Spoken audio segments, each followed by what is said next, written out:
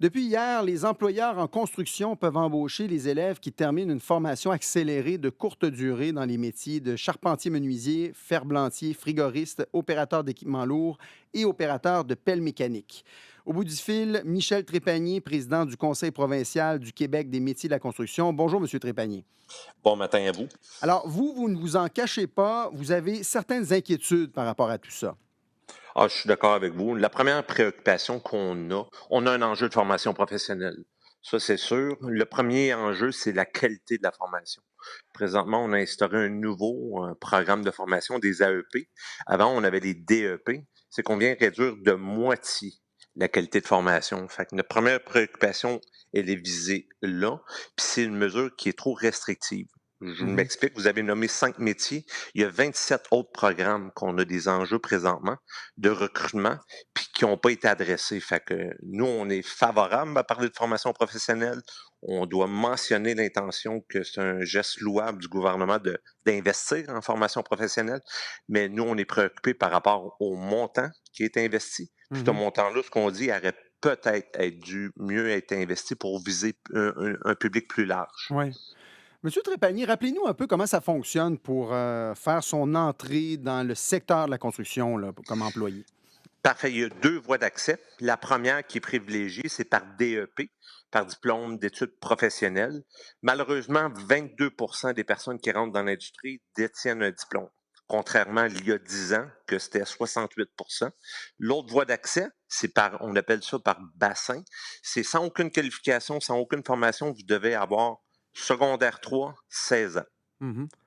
Puis malheureusement, présentement, c'est 78 des personnes qui entrent dans notre industrie qui ont aucune qualification, donc qui se retrouvent dans une situation d'employabilité qui est extrêmement limitée. Fait qu'on a un enjeu, mais c'est les deux voies d'accès, M. Boissonneau.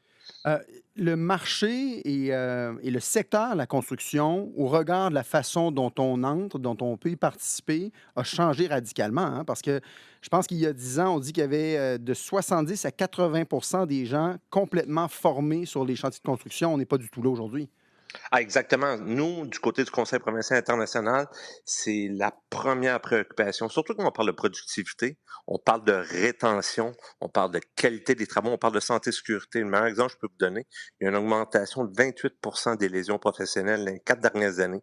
Puis le Mhm. premier indicateur, tout le monde nous dit, formation professionnelle. Si nos travailleurs sont mieux formés, contrairement, comme vous l'avez mentionné, avant, ils étaient mieux formés, il faut se préoccuper de ça, puis il faut prendre des mesures aussi pour régler cette situation-là. Parce que ça augmente l'employabilité aussi des travailleurs qui veulent bâtir une carrière, qui veulent gagner leur vie. Qu'est-ce que vous, qu'est-ce qui cloche dans ce qui est offert par le ministre à l'heure actuelle? Donc, à votre avis, de quelle façon on pourrait procéder pour s'assurer qu'on a la main-d'œuvre nécessaire? Parce qu'il y a une crise, là, il y a une pénurie en ce moment. Là. On a besoin de travailleurs parce qu'on a besoin de construire, vous le savez.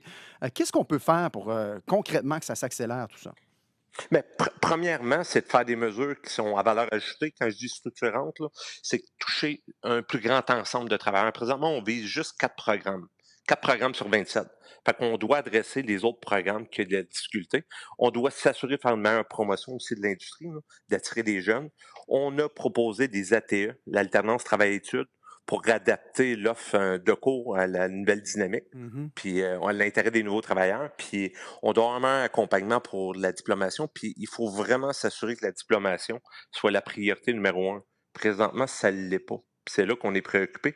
Puis il y a un message clair qui doit être envoyé à l'industrie puis du gouvernement qui viennent mieux supporter nos réseaux scolaires du côté de la formation professionnelle. Pour les gens qui ne sont pas familiers avec le milieu, Monsieur Trépanier, pourquoi est-ce que c'est pas comme un autre secteur de l'industrie, des employeurs qui engagent directement leurs travailleurs en choisissant, eux, quels seront leurs critères d'embauche mais évidemment, là, en respectant la formation qui est nécessaire légalement là, pour la sécurité? Pourquoi ça ne passe pas directement par les employeurs comme dans d'autres secteurs? Ben, présentement, c'est déjà permissif par les ouvertures de bassins. La deuxième voie d'accès, les employeurs peuvent choisir qui veulent. Le problème, les chiffres nous le disent. Les personnes qui rentrent par bassin vont quitter 2 fois plus que quelqu'un qui rentre avec un diplôme. Fait qu'il y ait un critère que les employeurs peuvent choisir qui veulent, ils ont déjà cette possibilité-là. Mais ça prend des mesures d'industrie. Parce Mhm. qu'un entrepreneur qui n'a plus besoin du travailleur ou de la travailleuse, ce qu'il fait, il le congédie, il le remercie, Mais ce travailleur-là, on a un rôle à jouer en tant qu'industrie, d'augmenter son employabilité, s'assurer qu'il répond aux besoins de l'industrie. Fait il y a un enjeu de ce côté-là que quand on donne accès à notre industrie, il faut s'assurer de prendre soin de nos travailleurs et de nos travailleurs. Concrètement, M. Trépanier, quand vous parlez de problèmes pour la sécurité et la qualité des travaux sur les chantiers en raison peut-être de ce manque de formation, de la situation qu'on traverse actuellement, qu'est-ce que ça veut dire? Est-ce que vous avez des exemples à nous donner de situations qui sont problématiques à l'heure actuelle? Mais tu sais, partons juste à la base que sur un chantier de construction, des fois, il y a 6, 7 métiers différents qui cohabitent ensemble. Souvent, tu as un confrère ou une consoeur de travail qui travaille à côté de toi. S'il ne détient pas la compétence de faire certaines tâches, il fait du rigage, puis il monte une pièce au-dessus de ta tête, puis il n'a Mmh. pas la compétence, mais ça peut amener un accident de travail.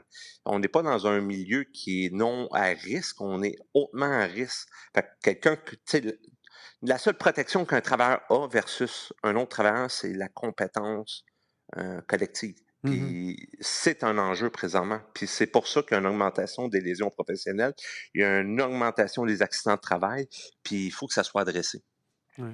Il y a beaucoup été question, depuis quelques mois, là, avec la réforme proposée par le ministre Boulay, de flexibilité aussi sur les chantiers, hein. Oui. De pouvoir faire des tâches qui, normalement, nous incombent pas, pour quelqu'un, un ferblantier, par exemple, qui a terminé son travail sur un chantier puis qui va aller donner un coup de main à son collègue peintre pour terminer des travaux. Est-ce que vous avez une ouverture par rapport à ça? Est-ce que c'est quelque chose qui est quand même possible dans le contexte actuel? Ben, il y a des choses déjà qui sont permissifs. Nous, on est ouvert à la discussion, mais on est tout le temps préoccupé du fait que si on permet à un travailleur de faire une certaine tâche, mais il faut qu'il détienne la compétence qui vient avec. Tu sais, c'est simple de pouvoir dire à un travailleur de dire: «Ah, je te permets de faire une autre tâche, c'est correct». Mais nous, en tant qu'industrie, il faut s'assurer que le travailleur détient une compétence, qu'il sait ce qu'il Mmh. fait, tant pour la santé et sécurité, pour la qualité des travaux. Fait que, on est ouvert à une discussion, mais on veut Ouais. juste que ça soit fait correctement. Parce que c'est sûr, je me mets dans la peau des gens qui nous écoutent. Je suis convaincu, il y a des gens qui disent, ben là, ce qu'on essaie de faire, c'est un peu travailler pour nos membres, hein, pour s'assurer de garder la job pour certaines personnes, parce que si on contrôle l'offre en termes de main-d'œuvre, ben, on va avoir des meilleures conditions aussi. Donc, comment est-ce qu'on peut s'assurer comme société que ce ne soit pas ça qui détermine la façon dont on fonctionne? Mais tout vient par la formation puis la compétence. Si nous, on vient s'assurer que si on demande à un travailleur d'élargir son champ de travail, il faut s'assurer qu'il détienne une compétence puis une formation. Nous, on ne peut pas être à Mhm. l'encontre de ça. Nous, notre travail, c'est de représenter nos membres en général, mais aussi d'adresser qu'un travailleur qui commence une carrière comme électricien, il veut faire un travail en lien avec son métier aussi. Ouais. Faut pas dénaturer aussi les métiers, mais c'est une question d'équilibre. Puis vous avez raison, M. Boissonneau. C'est quel équilibre qu'on peut avoir? On augmente notre productivité, notre efficacité, mais aussi en s'assurant de ne pas dénaturer nos métiers. Très bien. Merci beaucoup, Michel Trépanier, d'avoir été là ce matin. Je vous remercie. Bonne journée. Michel Trépanier est président du Conseil provincial du Québec des métiers de la construction. 6h43 minutes.